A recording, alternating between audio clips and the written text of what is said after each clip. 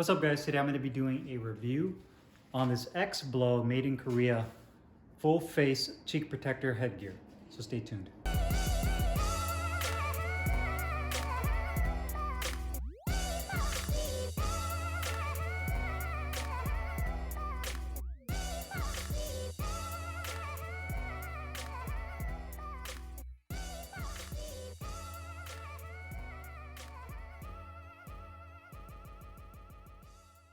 Hey, what's up guys, Carlo here, and today I'm doing a review on this Artifite X-Blow made in Korea full face cheek protector style headgear. Got mine in black. You can also get it, I believe, blue, green, red, and purple if I'm not mistaken.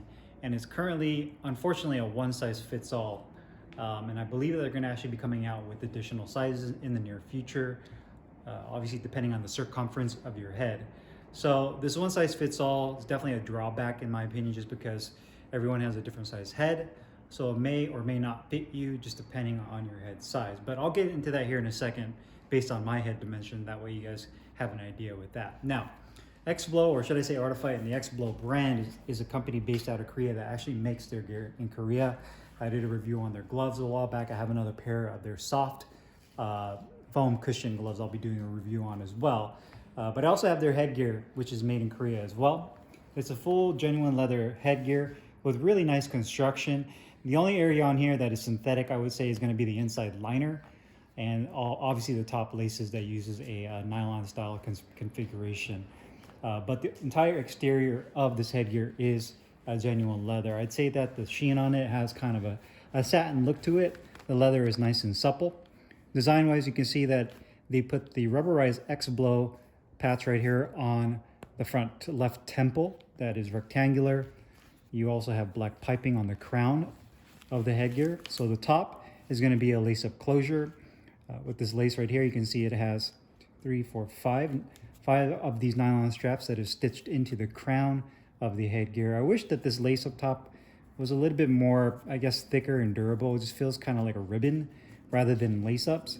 So for me, that's an area that I could have made a little bit thicker and just have it a little bit more of a durable feel. Then the actual cheeks, you can see here, is the biggest thing that I noticed when I put these on is how thick the cheek pads are. And you can see that they're super thick. And the whole premise behind that is maximum nose protection, which I'll get into here in a second. Then you have that same amount of padding that drops down from the cheek protectors all the way down to your chin. So your chin will be sitting down here. That's pretty well padded. I'd say that's about a ½ inch of medium density padding and about 3/4 of an inch of a denser padding right here.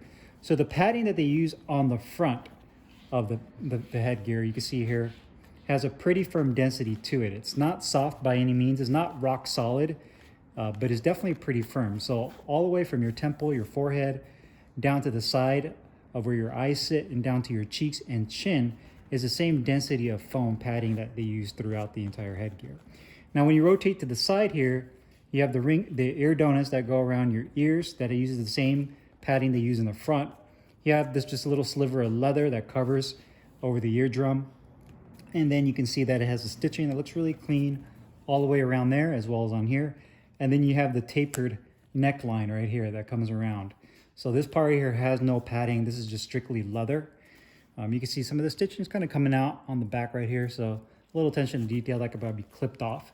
And then the rear closure is going to be Velcro. So you have a Velcro closure right here, and you can actually see how that works. So it has, I'd say, almost 3/4 of an inch of medium density padding that sits on the back of your head. So it gives you some protection. So if you were to fall on the back of your head, at least you have some cushioning back there. Or if you take a hit to the back of the head, you have some cushioning. So you have the adjustability of this Velcro strap on the back of the head.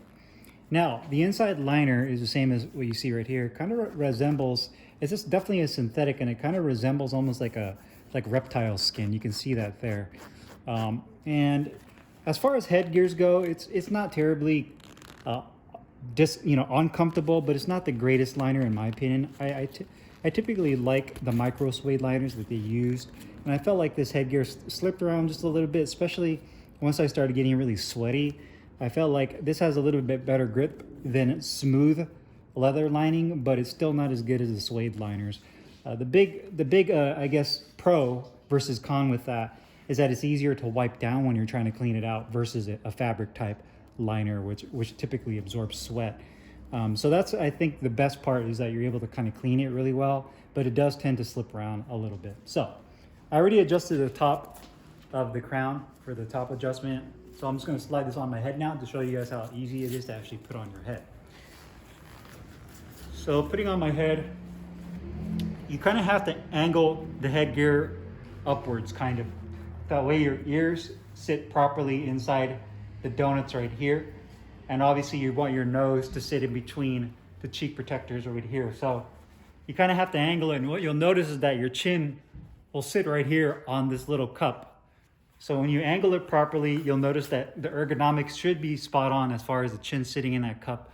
Your nose in between the pad right here, and your ears lined up with this pad here on the side. And then from there, you can adjust how tight you want it with the Velcro strap on the back. So you have the top closure right here for the tightness, which I already have pre-adjusted, so you won't have to mess with that once you adjust it to your head shape. Only thing you have to do is put that on, and that's it. So you can see here that the actual ergonomics of this headgear is pretty good. I guess I got to say that I was lucky that this fit me just right, because my ears fit right here in the ear donuts really well. You can see the donuts go around my ears really nicely. The back padding on the back of my head is good. The tapered neck gives me good mobility around to look around left and right. My peripheral vision is pretty good. I'd say that the lower portion of the vision for uppercuts isn't the best, and that's because of how thick these the cheek pads are. They really stick out there. The big drawback to me with these cheek protectors is that you can see just how much they cover my nose, to the point where my nose, like my nose doesn't even stick out. It's almost like overkill with the cheek protectors. And when I do take a front shot, I feel like the cheek protectors literally jam into my nose. So to me, if I'm gonna have this much of padding on the front of my face to protect my nose, then I much rather just get me a face saver, because my peripheral vision is already obstructed just from how thick these cheek pads are. I mean, I can't really see anything coming up from this angle unless I look down, and by then I'm already getting hit.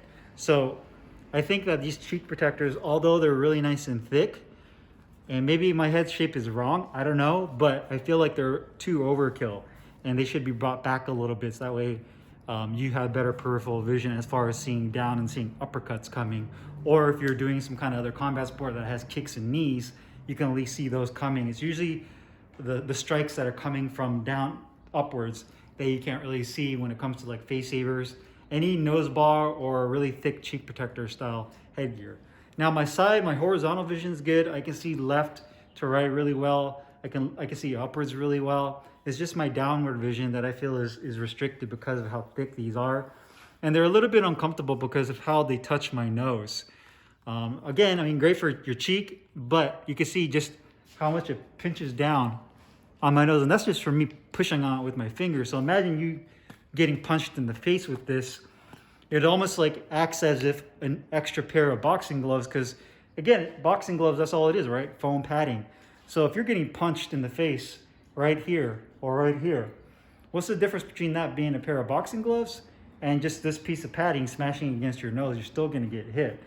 So I feel like the cheek protectors need to be cut back a little bit, so that if you do get land a shot on your face, it's not jamming into your nose and just hitting your cheek rather than your nose. The actual the chin protection is really nice. I do like this chin cup. I feel that's really nice and comfortable. I feel like the actual snugness of the headgear is really good, but it does start to slip around once you get really sweaty, so do keep that in mind. I don't feel like the liner is uncomfortable, and I don't feel like there's any pressure points around my head, which is also an added bonus, is that there's no areas like on my temple, my forehead, like down here, or on the back of my neck towards the back of my head, or around my ears, that I feel like there's any kind of pressure points or discomfort. Sometimes you get that with certain headgears where you put it on and you notice like there's a sharp pain on a certain part of your head that, one, you just don't want to deal with, or two, you just have to give time to break in. And with this, you don't feel that. So I definitely like that. That's an added bonus. Now, as far as cost goes, this headgear is 115 Korean won, which I believe is about hair over 100 US dollars. So obviously check your conversion or your currency conversion wherever you're located. But just for the sake of making it easy, it's about $100 for this headgear. Which is a pretty good value considering that it's made in Korea. It's really nice quality. My only thing is they need to correct this cheek area, because if you're gonna have that much cheek protection, you might as well just get a nose bar or a face saver headgear, because I feel like these cheek protectors end up jamming into your nose more than anything. And then obviously different sizes. So the colors are there. The overall design is nice. The quality is nice. I just think the cheeks or the cheek protectors and getting the sizing right, and this thing will be pretty much a perfect headgear to make, and maybe give it a different liner on the inside so it doesn't shift around so much. So if you guys have any questions or comments, make sure you guys leave them down below in the comments box. I'll put the link in the description box where you can find this Explo headgear. See you guys next time. Peace.